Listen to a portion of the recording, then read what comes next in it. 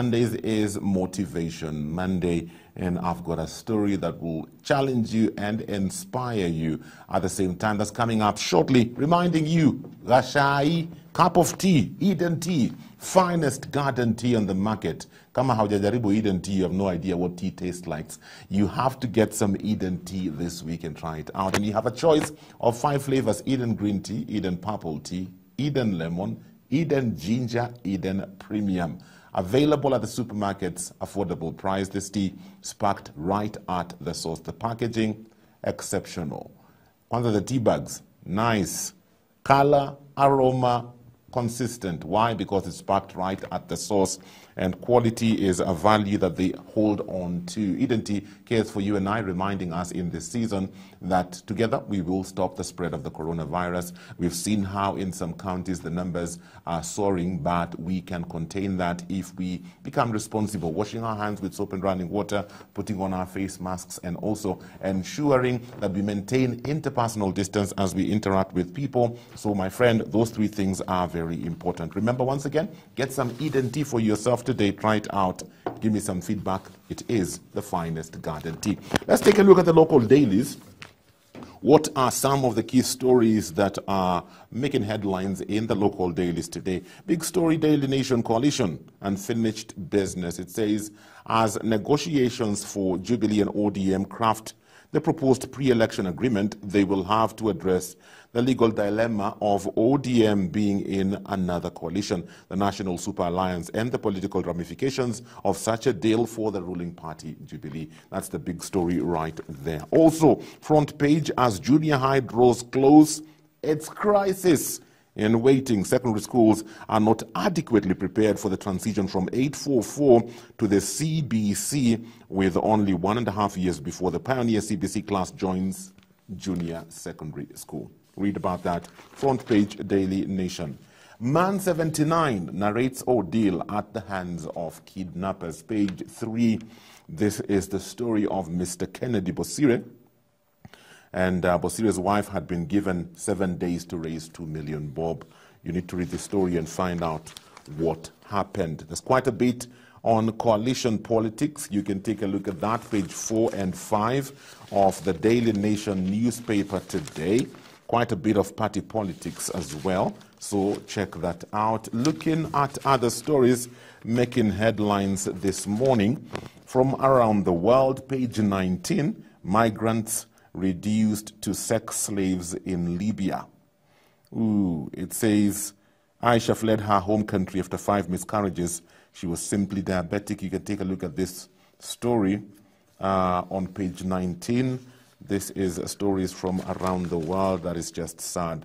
In the business section, group sets up 32 billion bob fertilizer factory in Nakuru. High cost and chronic shortage of farm input to be addressed upon rollout. You can take a look at that as well. And then the pullout today is junior sport. My passion for horses. Savannah shares the joys of bonding with horses. You can look at that. And there's another story here: my father, my hero, simple ways we can appreciate our dads. And then looking at sports, moment of truth for beach volleyballers. Kenya's players begin campaign against formidable foes in Morocco tomorrow. You can check them out in the local dailies today. 3 days to go, 2021 WRC Safari Rally. We are waiting and we are waiting anxiously. You need to take a look at that. UEFA Euro 2020, Wales reach last 16. Swiss wait to learn fate after win. And then at the back page, we are not ready for junior secondary, says principals. Those, my friend, are some of the key stories you will find in the local dailies today. Grab a copy. Keep yourself informed on what's happening both locally and also internationally. Remember, in the next short while, Motivation Monday, got a lady who has gone through a journey that she would like to share with us. It will challenge you and inspire you. At the same time, stay tuned. And remember, grab some Eden tea, the finest garden tea. Motivation Monday is here with us again today. I'm so glad to be hosting Keke Kerubo. Keke, how are you doing? I'm blessed. How are you, Pastor Jim? I'm also blessed. It is so good to have you on the show today, and we can't wait to hear your story. You know, I've had tidbits of your story, and I must say, man, you're a woman of courage, my friend. Thank you. It's all glory to God. Amen. So where do we begin? Where do you want to begin us off with your story? Let me begin by saying that the more you grow in God, then the more you realize that it is God who is leading you through every stage of your life, literally. Yeah. So I'll take you back to the first loss, grave loss that I ever experienced, which was the loss of my dad. And really, I was 12 years old. And what do you know at 12? Except that you have a father and you have a mother. It's a complete home, isn't it? Yeah. So you're not ready for loss in the way that it comes. So my father's loss was big for our family. But I was 12, my sisters were there, mommy was there, and everybody else was around. So really, aside from seeing that there was that gap missing, I didn't experience the depth of the consequences of that loss. Okay. Because provision was still there. And then I fast forwarded to when I lost my mom. Now, by the time I was losing my mom, she was my best friend. So that kind of loss I wasn't ready for, despite the fact that she was unwell. And really, we were sort of being prepared for her departure. But the loss of a parent is never easy. So the loss of my mother was, I think, very hard for me. It was the first time that I had to face loss in the magnitude that I've had to face loss. But as I said, God prepares you then for what to deal with in life. Well, how old were you when you lost your mother? 24. Wow. I was old. How was she sick for a long time? Was it a short illness? What happened? So she battled with her sickness for about 3 years before she succumbed. The last months to her death were extremely difficult. Okay. So it was watching her struggle to stay alive. It was watching her battle with all the things that she wanted to still hold on to. She still wanted to be our mother. She still wanted to be the person who was providing for her children. She still wanted to be available for all the people around her, her sisters. She wanted to work, but she wasn't because her body was failing. Yes. So you could just see the life ebbing out of her. And with every visit to the hospital, I kept seeing my mom losing herself. She was chubby. She was, full of life. She wanted to speak and she couldn't. And watching her just fight for her life was extremely difficult. I wanted to help her stay alive. But what do you do at 24? You have life going on. And as far as you're concerned, your mom is not going to go anywhere. So I told her, Mommy, you know what? You're not going to go anywhere. So fight this. And then she fought and she came home. And I thought that was it. She was on a good path to recovery. Then she left and went back. And there was just no coming back from that. So the loss of my mother was on very many fronts. It was the loss of my best friend. It was the loss of our provider. It was the loss of what had become our foundation because she was our sole provider. Yeah. So I wasn't ready. I wasn't ready for a long time. I mourned my mother continuously for 5 years. I cried every day. Oh my goodness! I'm just wondering, Keke. In the previous hour we were talking about forgiveness, and we zeroed in on bitterness, and we were saying sometimes things happen to us, and because we don't understand, we become very bitter with God. We have all these questions, and we're wondering, God, why would you allow this to happen? So I'm just looking at your situation. 12 years, you lose your dad. Another 12 years, now you've lost your mom. And as you're saying, not just my mom, my best friend, our provider. Did you struggle with God at this point?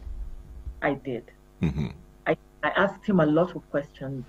And because I didn't know better, I thought it was him that had caused it. Yes. But in growing my faith, I have realized that God doesn't cause death. What kind of God then would we be serving? Who allows, he will allow it, but he doesn't cause it. Death is of the enemy, which is why scripture is clear that death will be the final enemy that will be defeated. Yeah. So he hadn't caused it, but he allowed it to happen in the way that he did when he did. Were we ready? No, we weren't ready at all for any of what had happened. We weren't ready to deal with the loss that came and the way that it did. I mean, I was 24, but I still needed my mother. Yeah. There's a pastor I listened to once, and he said, when we get to heaven, we must tell God that, God, I didn't need my mother in heaven. Heaven is a nice place. It's a place where everything is okay. I needed my mother on earth. Why did you allow it? Then God will allow us to understand why He allowed the circumstances to happen in the way that He did. I don't think I would have grown in the leaps and bounds of my faith that I began to grow then if God hadn't allowed me to deal with the intensity of the loss of my mother when I did. I needed her. So you said you mourned for 5 years. You know, to tell us a bit about that period. So I was interning and I just began working. So I would go into the office and one of my colleagues, Jacinta, would tell you, I'd just go into the toilet and I'd just cry because I was angry. It would get to each hour and I want to talk to somebody and she wasn't there and I wasn't ready to start making new friends. So yeah, I had friends, but I needed the person who understood me the most. And by that point in my life, it was my mother who understood me. She got me. So I'd just go into the bathroom and I'd cry my head off every day, every single day of the work week and into the weekend. So it was a constant battle with what do I do? Where do I go? Who do I call to ask for this kind of advice? It just isn't the same to be without the woman who bore you, without the person who understands every bit of your being. So I thought that God was really unfair. I was like, God, really? How do you expect me to face the next phase of my life without this woman who takes her place? It just isn't the same. So it was a real struggle with God. Okay. Did you ever feel like is there something wrong with me because it seems like I can't get over this? Was that ever a struggle in your life? It was. And that time I was Catholic. So I'd go to Holy Family Basilica every day. And in there I'd say, I need to be okay. I would just get into to a corner and I'd just say, I need to be okay. I need to stop feeling the way I am. And because God is God, He works on you in ways, in your darkest moments. And one day, and I can't explain when it stopped, but I just know that one day I woke up and I was okay. I was not missing her, but tears were there. So I was in a place of comfort to say, okay, God, so let's move on to the next phase that you have prepared me for. So, Okay. I'm wondering, did your siblings also take a long time to mourn the death of your mother, or was it just you? It was all of us. And you see, grief is very individual. It's very personal. We all mourned of our parents, right? And sadly, my brother was even out of the country when my mom died, so he didn't even get experience being with her in hospital and seeing her. So he came back and to bury his mother. So we all had to deal with the loss of our mother in different ways. But your relationship with your parents is individual to you. We found a space in which collectively to say, what do we do and how do we move on without the person who was our bedrock? But for me, given the experiences that I had, I was just this possibly spoiled, but I love my parents so much, I didn't want them to go. I think my biggest battle with God was, what are you doing? How do you let your child go through this? So that was where it was. And I saw my sisters and my brother as well struggle with it, all of us differently. But it was you, and I see it also subsequently with my friends and people around me. When you lose your parent, it's just a struggle of, God, but what next? What do you want me to do? On the flip side of the coin is you have to count yourself blessed to have enjoyed your time with your parents, because then what happens to that child who on exit from their mother's womb loses their mother at birth? So there is that child who is not going to see their mother ever. They're going to hear stories of a mother who existed. They won't know the love. They won't be able to be held in the arms of their mother. They'll be in the hands of another woman who will love them as well, but it will never be their mother. They'll be out in the cold. They will never know who this woman is that brought them forth. So this other child will have to wait to get to heaven and say, okay, God, show me my mother in this whole lot. Did you ever feel in that season that there are people who didn't understand what you are going through? Because sometimes I get this feeling. It's hard for me sometimes to understand. I think the closest thing that I've had to losing a parent is when my wife lost her father. By the time I was meeting my wife, she had already lost her mother. But when she lost her father, that was the closest experience for me. And sometimes I find that for people like me who may not have gone through the experience of losing a loved one who is close, sometimes we don't know how to react. Sometimes we don't know how to understand.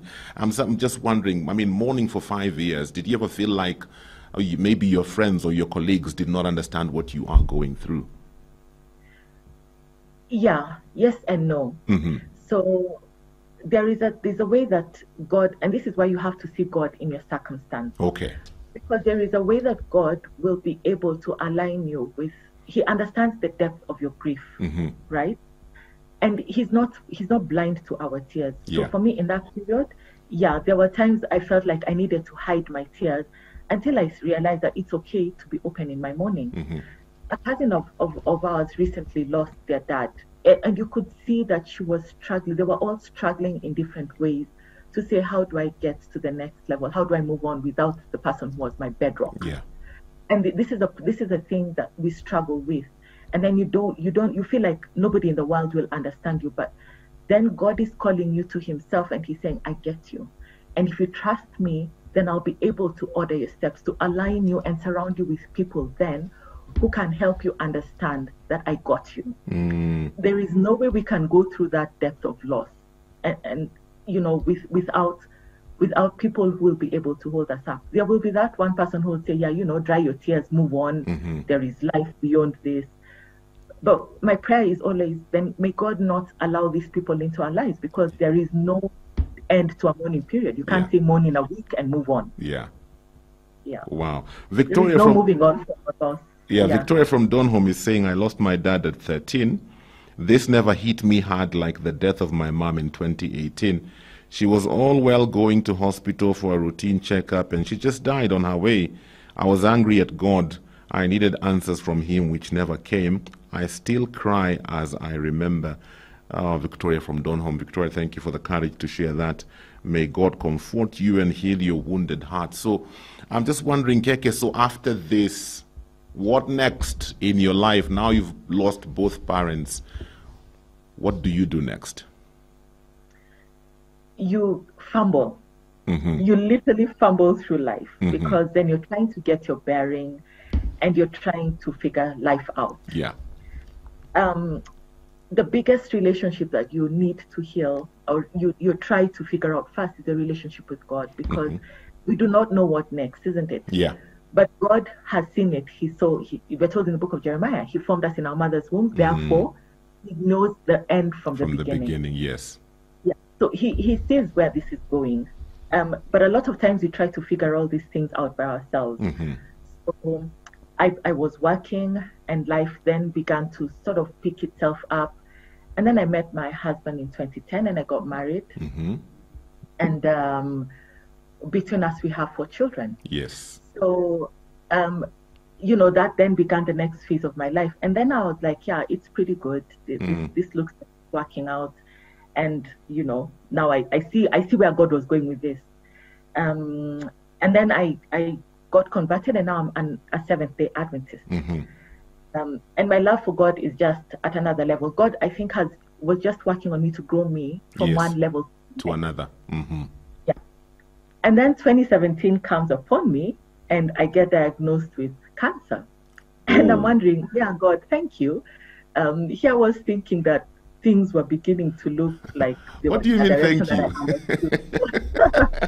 You know, I'm thinking, what am I supposed to do with this? I'm thinking, God, this is not funny. It's not funny at all. It was a not funny thank you. The thank you of thank you. Now what next? What kind of cancer? Breast. Wow. And I remember the doctor looking at me and thinking, why are you crying? I told him, Doc, you know you're old. He's professor. I told him, you're old. I have a very young family. So please, let me deal with this shock. Because in my head, I knew that people who get cancer, it is one way. Then all this recovery, I don't know, yada yada, there is hope, all that. You don't want to hear that, I'm telling you, when you get that diagnosis. It just sounds like a fairy tale, and it sounds like a thing that people would say. It's just comforting words. All this, be strong, or it's going to be okay. These are not the phrases that you want to hear at that time. It's like the phrases that people come and tell you when you're mourning that it's going to say, no, it's not.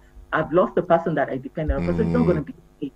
That's not what you want to hear at that time. So that was the next beginning of loss that I needed to deal with. Wow. At what stage was this cancer when they discovered it? So it was at stage 2B. Okay. That's the staging of cancer. It was at stage 2B.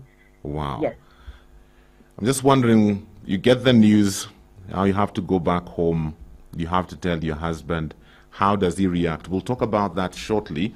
If you have any question for my guest or you identify with some of the things she's talking about today, talk to me on SMS 20316 SMS line, WhatsApp number 0786316316. It's Motivation Monday on Jam 316. This morning we're hanging out with Keke Kerubo. She's sharing her story with us, getting quite a number of responses here. Vincent from Muthiru, you say your father left you just last year to prostate cancer, which was discovered late.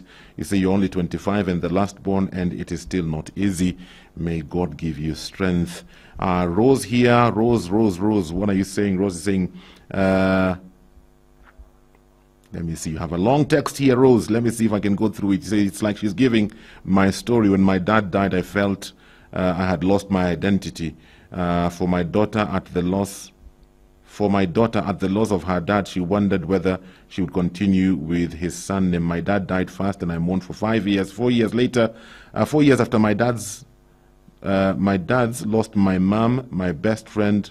I was annoyed with God. I lost a true advisor full of wisdom. Wow, I can only imagine.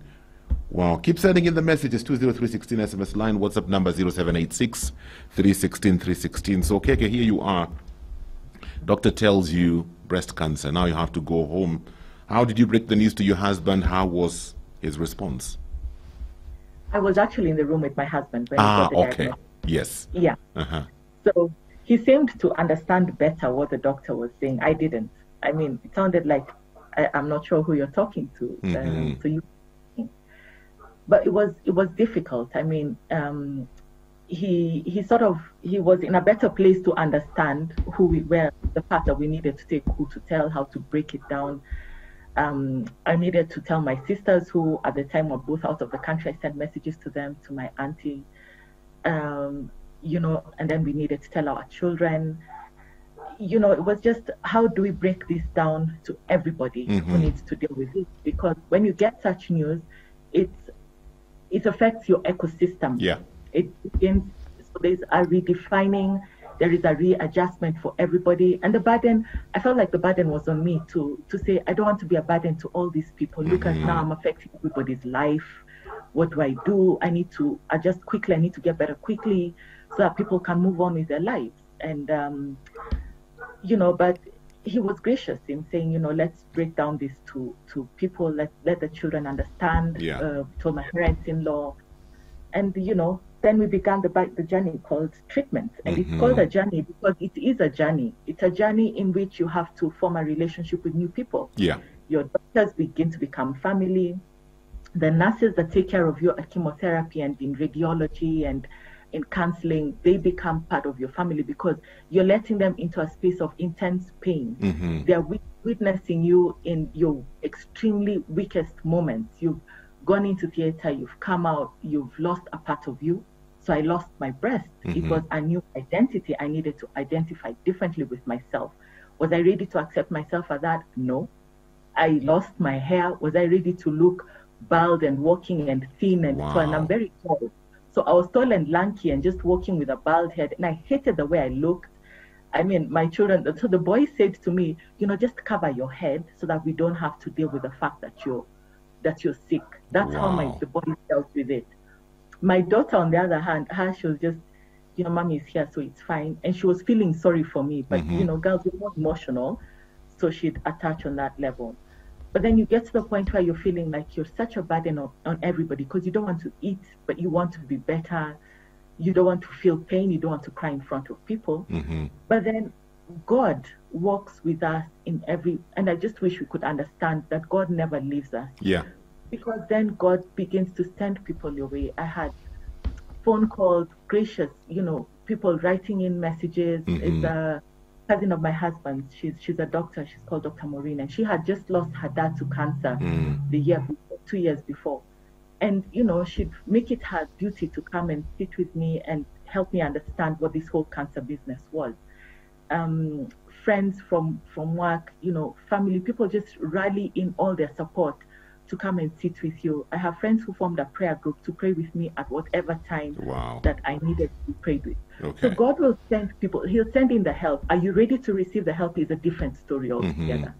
Because then he can send in the help that you need for the moments that you're in. Because remember, these things are reshaping you. You've been thrown into a circumstance where you are not prepared for. Okay. I'm just wondering, you know, losing a part of you, losing your breast. For maybe a man, I may not understand the significance of that and how that affects you as a woman. You know, for a man, I may be thinking, if it's okay, if you're going to be well, I mean, no big deal. You're still here. But for you as a woman, how was that journey, and what does it mean for a woman when they lose a part of themselves? It was difficult. That I can tell you. Why? Because you've been ripped off the thing that identifies with you. It's your breast and it's your hair. And right? So you're losing these things that you're holding on to, the things that that beautify you, that define you as a woman. Yeah. So what next? I didn't want to put on wigs. You don't want to put on hats. You don't. So I wasn't going to church. Wow. You know, partly because my immunity was low because of the chemotherapy and the exposure jab.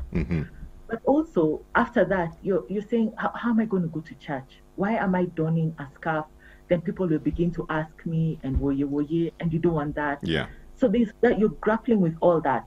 And then the saddest part here is even to get a prosthesis to put in your bra to then be able to look normal was hard. So to get to the point where you're okay in your body as it has now become, it's difficult.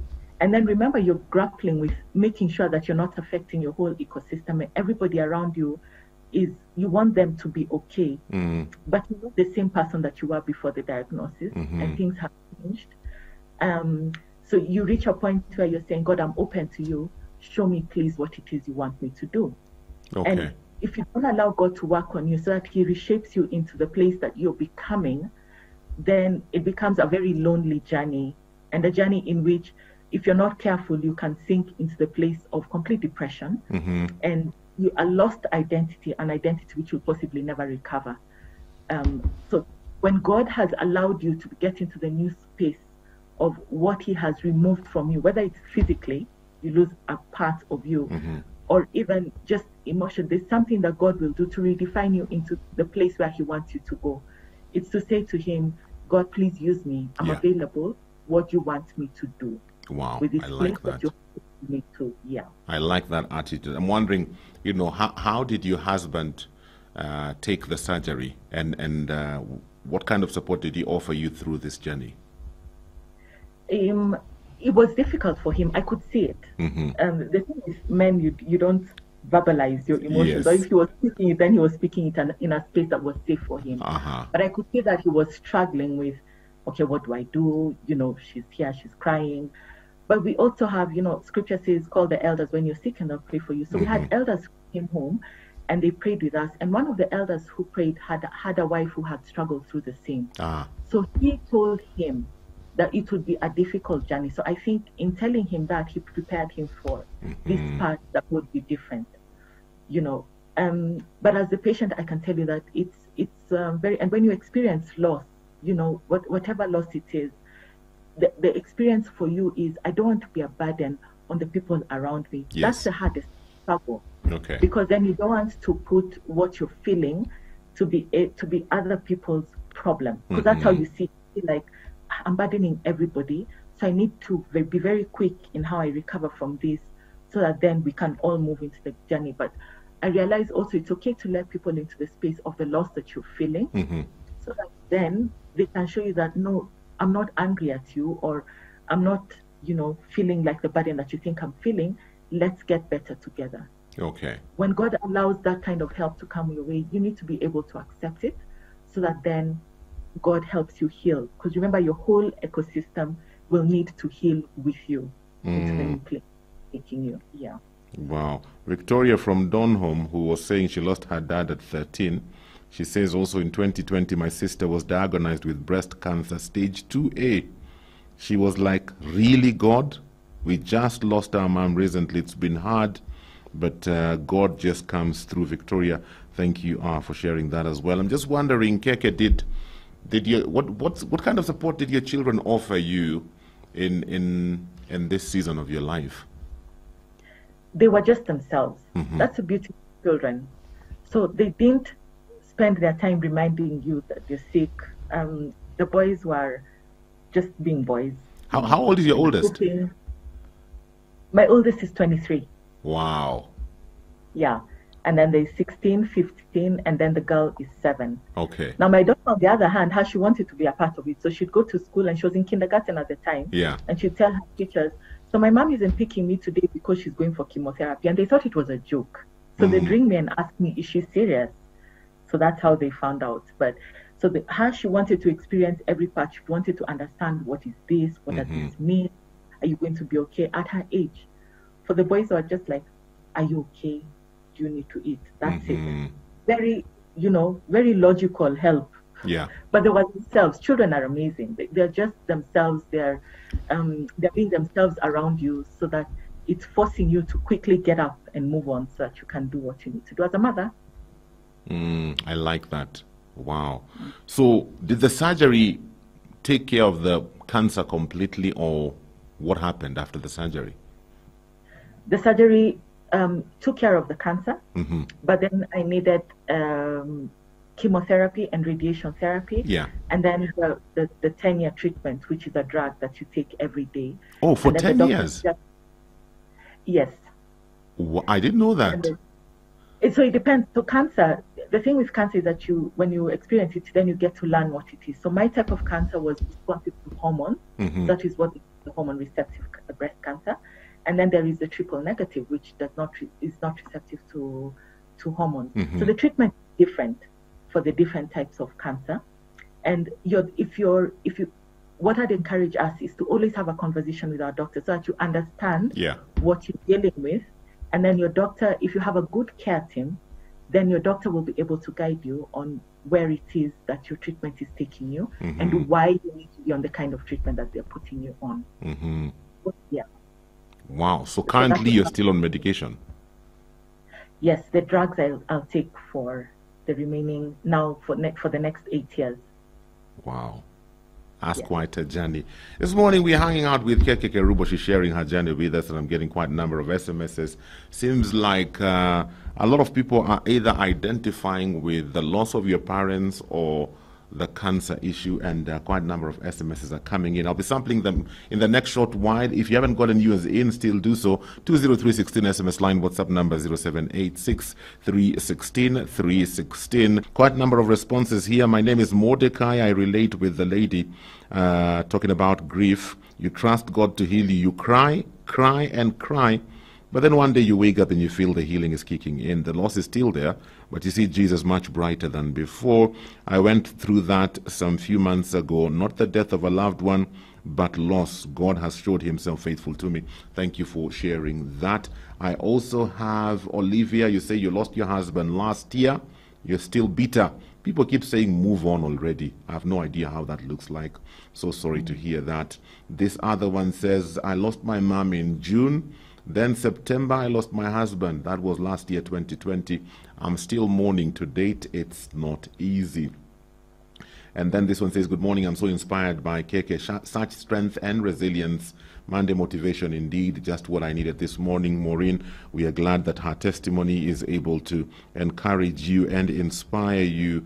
Thank you very much. So, Keke, the treatment that you're going through, does it have any side effects? How are you faring on currently? I'm good. I'm in a good place now.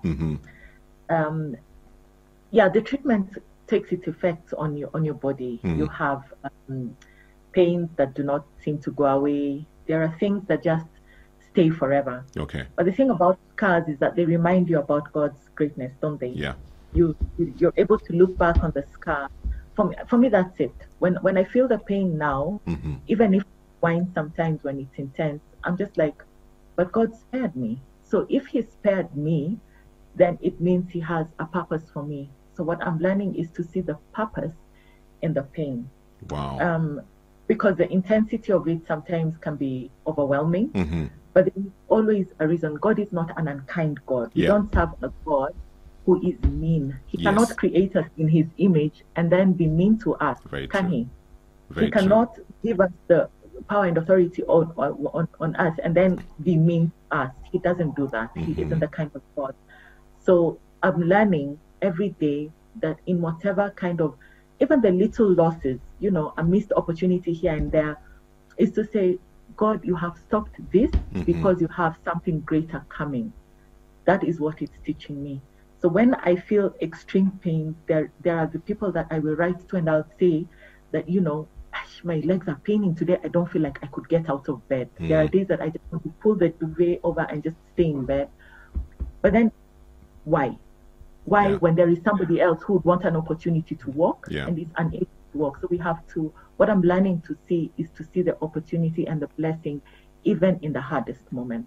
Okay. That's where God is taking me to. Yeah. Awesome. You know, yesterday we were celebrating Father's Day, and I remember sharing in church, and I was saying, you know, society likes painting the picture of a man who doesn't care, a deadbeat dad, and we rarely get to celebrate, you know, the men who stay, the men who remain faithful, the men who give the support, the men who ensure that the needs of the family are met.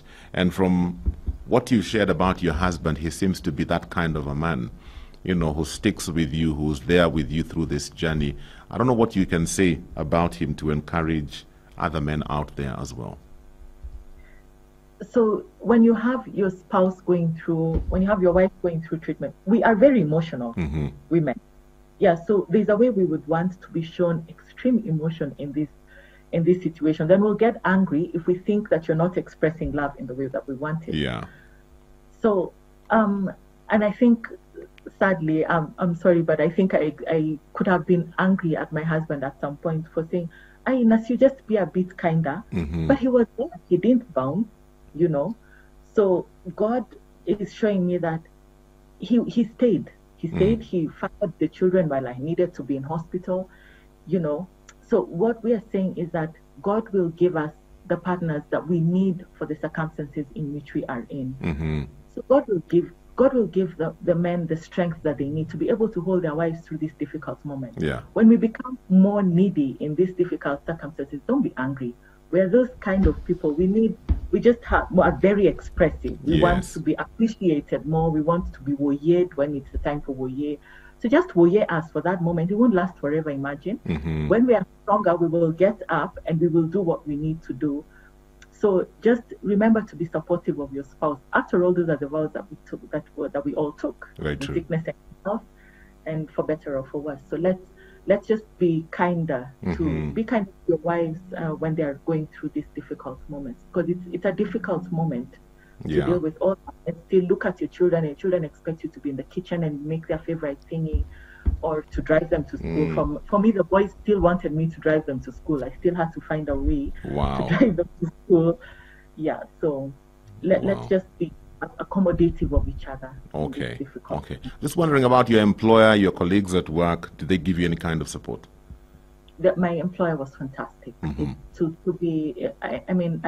got so much support from my employer and my colleagues. My colleagues were kind to me. They stood in the gap quickly because remember, I got a diagnosis and I didn't go back to work. So there was not even a handover period for the project that I was handling, because it's that shocking thing. You've received this diagnosis, I'm dealing with everybody close to me. So my colleagues quickly stepped into the gap. I mean, when I count my blessings, I say, God, you are there. You knew what I needed for the time that I needed it, and you stood in the gap for me. So I had an amazing set of colleagues. Okay. You know, I was reading someone had penned down their story online, their journey with cancer, and all these emotions they were going through. She shared something similar to what you said when she lost her hair. It was just like now the world is coming to an end. But something I found very interesting, hilarious and very encouraging in her story is that she said one day she woke up and there was a bit of growth on her head. As in she could feel some hair is coming out. And she said, as funny as it may seem, that little growth of hair is what turned her attitude around. You know, because she thought, wow, the hair is coming back, something positive is happening, and her whole attitude changed, you know, and her journey took another turn altogether. I'm just wondering, this hair thing, how did it affect you? How long did it take for the hair to start growing again? Because I can see some hair. There is a lot of hair now. Yes, yes. Yeah. How long did it take before the hair began, and did it affect you in any way? It did. The hair loss was a big deal for me. Mm-hmm. I was totally affected by the loss of my hair because I had gone for a jab and I was lying down as the nurse was doing the jab for me.